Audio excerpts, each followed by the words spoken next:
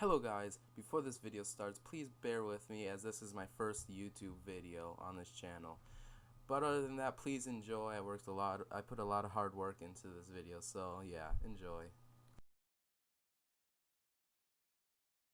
Circuit City is an American multinational consumer electronics company that existed in big box store format from 1984 until 2012, and then from 2012 until this day. Yes, you can still buy products from Circuit City. From 2012 till this day, it is online only. They are very iconic brand that had 616 locations before its downfall. Circuit City had money troubles for a while, for about 2 years before bankruptcy, and they had many loans that they're failing to pay back from companies like Hewlett Packard or HP, Samsung, and many other companies, totaling $2.32 billion. The company filed for Chapter 11 bankruptcy on November 10th, 2008 in the Bankruptcy Court of Eastern District of Virginia. 17% of its employees. But this didn't just include employees on the floor. No, this includes 500 to 800 corporate employees. But this gets worse. Their stock was removed from the New York Stock Exchange due to it being well below $1 per stock. Yeah, $1 per stock. The bankruptcy court allowed Circuit City to borrow $1.1 billion more dollars to finance operations. Reminds me of the housing bubble. Anyways, following the news, CEO James A. Markham announced that they would not be liquidating any stores and they would continue to operate. But they only closed about 155 stores, thereby laying off 17% of its workforce. But they're not the only ones blinded by the dream. Oh no, other companies were interested in buying Circuit City. On November 18, 2008, Ricardo Salinas Pelego, I'm sorry if I messed up that name, I'm going to get so many hate comments. Anyways, the current owner of Mexican television broadcaster TV Azteca and electronic store chain Alcatra, oh man, I'm so bad at pronouncing things, had purchased 28% of Circuit City, but 3 months later, the spokesperson of Circuit City pulled a Kanye West, or rather Kanye West pulled a Circuit City, I'm not really sure. Anyway, he straight up asked investors to give him more money to keep their doors open due to defaulting loans. I don't know about you, but if you have to save you for more than $3 billion in loans, I would say no. I would say no if I was Bill Gates. I mean, you got to think about it. They already got money from all these investors that they're not paying back, like Samsung, like we already said. Plus, they got money from the court. I mean, and then you're going to ask for more. Plus, they just had 28% of their company purchased. That's not enough signal for you to not invest any more money. Anyways, 2 parties were interested but never made an official bid. After all those efforts failing, the Chapter 11 bankruptcy turns into a Chapter 7 bankruptcy, and they start to air going out of business commercials in 2009. I still remember those. Followed by the closing of 567 stores. They then turned into Tiger Direct for 4 years, but this year, 2016, they are now Circuit City Corporation. So they went from Circuit City to Tiger Direct to Circuit City Corporation. So I guess they added corporation. Now you're thinking to yourself, this is called why it failed, not what happened once it failed, right? The name is Samuel Wurtzel. He is sitting in a southern barbershop doing what you do there, you know. And he starts to watch a bit of television in the South. He smelled money. He saw money in the air. And in late 1949, he packed up his family and moved to Richmond, Virginia, and opened up his very first Ward's Company retail store. A little bit after opening up the shop, he gets a business partner named Abraham L. Hetch. 10 years later, in 1959, the two are operating 4 TV and home appliance stores in Richmond alone. All of them are in Richmond, or in the Richmond area. That is ludicrous to me. That 10 years, they already have 4 locations. That's crazy. As the company started to make more sales, they acquired stores in other places around the USA, including Albany, New York, Mobile, Alabama, Washington, D.C., and even Costa Mesa, California. About 20 to 25 years later, they start a mail-order business named Dixie Hi-Fi. Ward's was set on Richmond, trying different retail forms in the surrounding area. These retail forms include mall outlets branded under Sight and Sound in the famous, you guessed it, Circuit City. In the same time period in little old Minneapolis, Minnesota, Best Buy was starting to take flight. Ward's was oblivious, though, and continued operations. Circuit City was doing so good he changed the name from the Ward's Company to Circuit City officially in 1984, which marks the official founding of the iconic brand.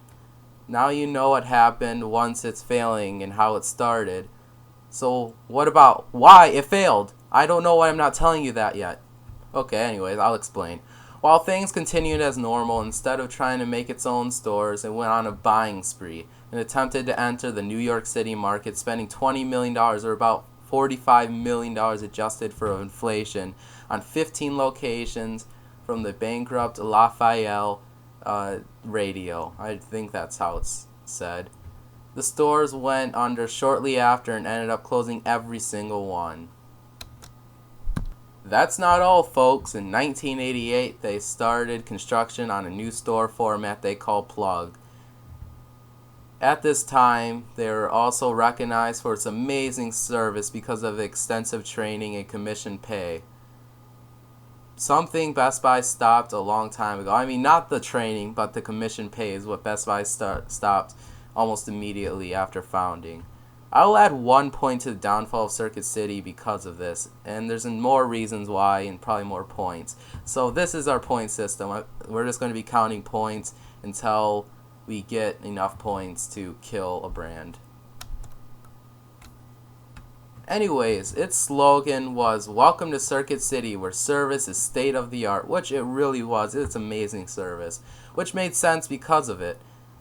Circuit City later attempted to re-enter the New York City market by opening a 40,000 square foot store in Union Square, the first store they planned in New York City out of the two. 1988 was super eventful because it didn't just stop there. They unveiled a brand new mascot named Pluggy. I don't know. This mascot was on TV and on in-store advertising. This was similar to the previous mascot but had a smiley face and arms. The next point that will be taken off is how out-to-date their stores are. Keep in mind that some of these stores were up to 35 years old without renovation. Best Buy prided itself on having new stores, and as we all know, or at least I know, eye appeal is buy appeal. It shows that 65% of people that walk into a brand new house or newly renovated store will buy more. Anyways, so I'll count that as another point. Another point is how they let go of their big appliances. This makes me so mad, okay? They let go of their big appliances, which have huge profit margins, which in turn ate into their profits. I honestly don't get why they did it. They also changed the store formatting to Horizon, which I'll take 2 points away because of how bad this was. They're the second largest retail appliance retailer, only behind Sears. Sears, they're still number one. Sears is still number one today, even though they're dying, which I'll probably do a video on Sears. They're only behind Sears. And they made $1.6 billion off of it in 1999, which makes us add another point. Okay, that's 3 points total. This let home improvement stores like Home Depot and Lowe's to enter the market. This is also a bad time because they could have cashed out in the housing market of 2008. Yes, I don't know. I mean, obviously they can't see the future, but imagine how much money they could have made. This is like 1,000,000 points in one, but I'll just make one more point. So that's 5 points total so far. No, that's 6 points. Anyways, as I mentioned earlier, the Horizons formatting, that is basically the Best Buy format, which made it so they lose a lot of customers because people are just saying copycat. This is, according to Wikipedia, there's also the quote on the screen. It says, quote, "Horizons is a format with open ceilings, low fixtures, and wood floor aisles to allow customers to browse merchandise easily. The format allowed to be put on products on the sales floor, except those were too large for customers to carry themselves. Shopping carts were added for the expansion assortment of grab-and-go merchandise. A row of registers were located at the front of the store to make first time for quick checkout. Oh my god, I butchered that so much. They then renovate every single store, just like Best Buy does all the time. And people were accusing them of copying Best Buy. And maybe they were, I don't know, but don't make it that obvious. I mean, seriously, renovate every store, steal their design of each store. I mean, seriously. So after renovating every single store, that was exactly after they exit the appliance market, which makes no sense. Oh man, that's a huge point. I mean, that's another point. Now the next few points are for the worst business moves I've ever seen, okay? Being exclusive. No business should ever be exclusive. Okay, maybe there are times you should be exclusive, but Circuit City shouldn't have. They only sold PlayStations until the Horizon update, which made people gain loyalty with Walmart and Best Buy. After the Horizon updates, they sold every single system because the agreement ended, but still, it's still a lot of profit they missed out on. Anyways, after the agreement ended, Circuit City went to another agreement with Verizon Wireless. This means they only sold Verizon Wireless plans, phones, etc. And there was literally a full service store inside of their store. These stores inside of stores were owned and managed and staffed by Verizon. This again made people go to Best Buy or Walmart, because why would you, unless you have Verizon, of course, but if you don't have Verizon, if you have AT&T, Sprint, oh, never mind, you get it. That's a lot of customers. And then the second biggest point is ending commission pay. When you are paid commission, you get a percentage of all the sales as well as base pay. Well, a program that Best Buy ended decades ago, they were still doing. Their most experienced, most friendly, most talented employees, bringing in the most sales, were laid off. About 3,900 people. This saved the company $130 million per year, but at what cost? Okay guys, I'm very, very, very, very, very sorry to end the video here, but it's getting kind of long. But I hope I see you guys next time. I'm going to be uploading the second part. This concludes the end of part 1. If you didn't enjoy it, please let me know in the comments down below. I'm not going to ask you to like or subscribe, but if you like this video, I'd encourage you to subscribe so you can see when the next video comes out. Other than that, guys, thank you for watching, and I hope to see you in the next video. I love making this. Took a long time. Thank you for watching my very first video ever. Love you guys.